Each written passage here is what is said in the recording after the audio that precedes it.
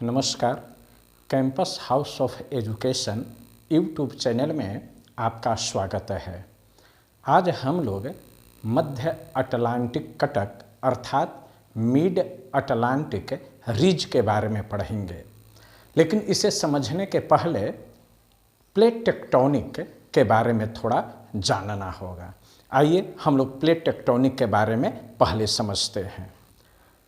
Plate धरातल की वह ऊपरी परत है जिसकी औसत मोटाई लगभग 100 किलोमीटर मानी जाती है। इस पृथ्वी के ऊपर जितने भी आप पर्वत, पठार, मैदान, नदियाँ या महासागर, महादेश, ये सारे के बारे में जानते हैं, यह सब प्लेटों के ऊपर है। धरातल के सबसे ऊपरी भाग में प्लेट है जिसके बारे में कहा जाता है कि उसकी औसत मोटाई जो है वह लगभग 100 किलोमीटर है। प्लेट 3 तरह की क्रिया करती है। पहली क्रिया, 2 प्लेट आपस में मिलते हैं, टकराते हैं, एक दूसरे पर प्रेशर डालते हैं, इसको अभिसारी क्रिया कहा जाता है। दूसरी क्रिया जो है उसमें 2 प्लेट एक दूसरे से विपरीत दिशा में जाते हैं, इसे अपसारी क्रिया कहा जाता है। प्रथम क्रिया जो अभिसारी है, इससे फोल्डेड माउंटेन का निर्माण होता है।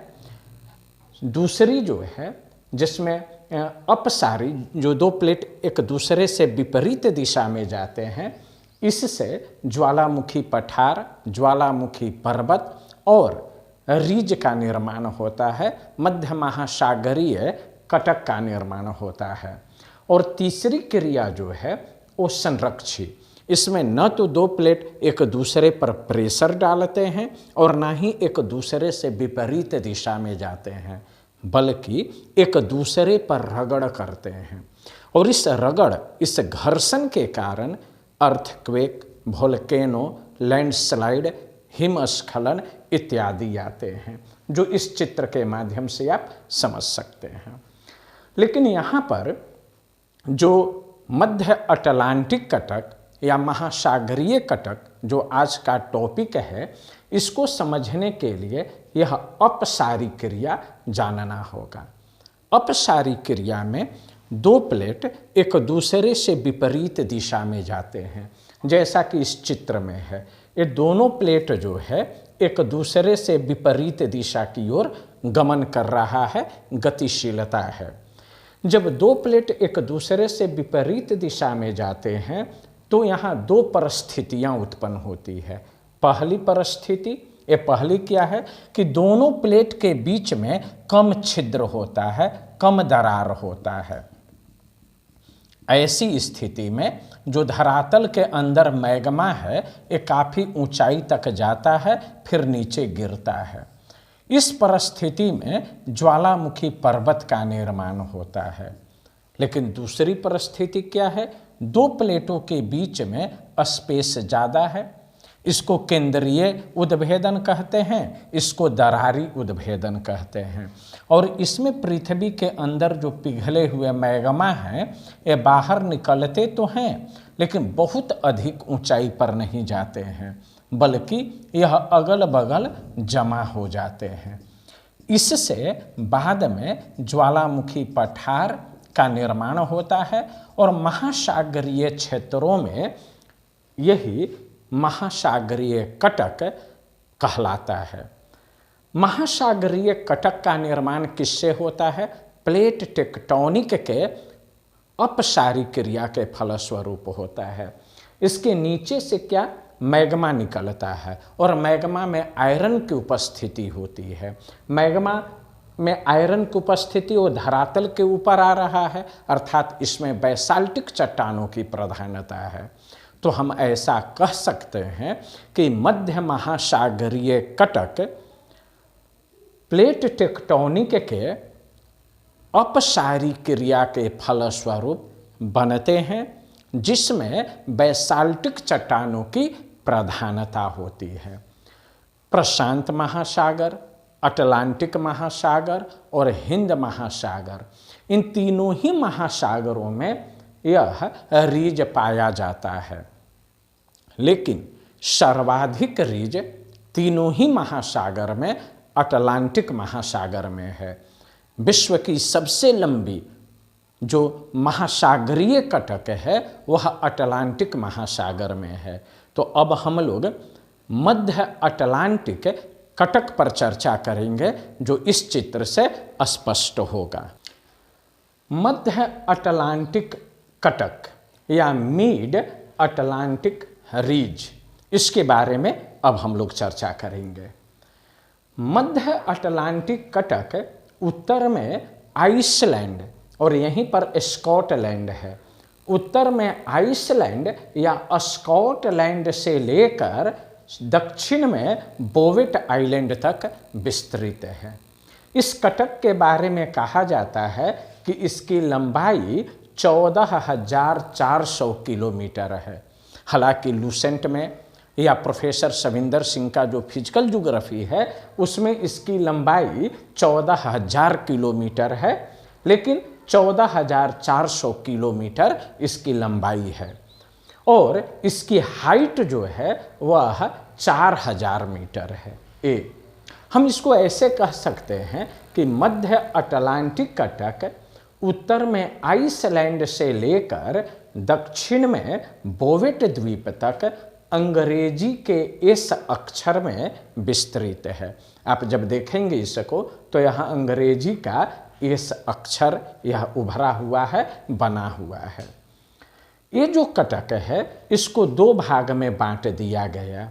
ये बीच में इक्वेटर है, 0 डिग्री लैटिट्यूड अक्षांश रेखा है।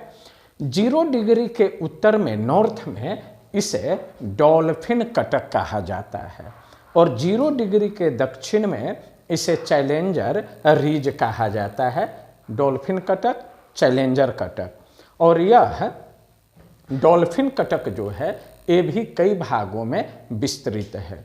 जैसे आइसलैंड से स्कॉटलैंड के बीच में इसे विविल थॉम्सन कटक के नाम से जाना जाता है। विविल थॉम्सन कटक कई बार एग्जाम में आया भी है। इसमें प्रश्न ऐसा पूछ सकता है कि विविल थॉम्सन कटक किस महासागर में है, विविल थॉम्सन कटक कहाँ पर कहा जाता है। तो आइसलैंड से लेकर स्कॉटलैंड के बीच के भाग जो है उसको विविल थॉम्सन कटक कहते हैं। जैसे ही आइसलैंड से और पश्चिम की तरफ वेस्टर्न भाग में बढ़ते हैं तो ग्रीनलैंड के दक्षिण में इसे टेलीग्राफिक पठार कहा जाता है। विविल थॉम्सन कटक, टेलीग्राफिक पठार। और 50 डिग्री नॉर्थ लैटिट्यूड के पास इससे एक शाखा उत्तर पश्चिम नॉर्थ वेस्ट डायरेक्शन में फैला हुआ है जिसे न्यूफाउंडलैंड कटक कहा जाता है।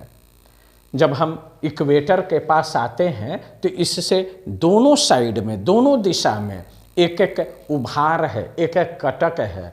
जो अफ्रीका की तरफ उत्तर पूर्व दिशा में गया है इसे सियरा लियोन उभार कहते हैं और जो ब्राज़ील के तरफ आया है पश्चिम साइड में उसे हम पारा उभार कहते हैं। इसी तरह इक्वेटर के दक्षिणी भाग को, पूरे दक्षिणी भाग को, जैसा कि हम लोग पढ़ चुके हैं, चैलेंजर कटक के नाम से जाना जाता है। उसमें भी लगभग 40 डिग्री साउथ लैटिट्यूड के पास, 40 डिग्री दक्षिणी अक्षांश के पास दो शाखा निकली है। एक शाखा दक्षिण पूर्व दिशा में, इधर अफ्रीका है, वहाँ पर चला गया है जिसे वाल्विस कटक कहा जाता है।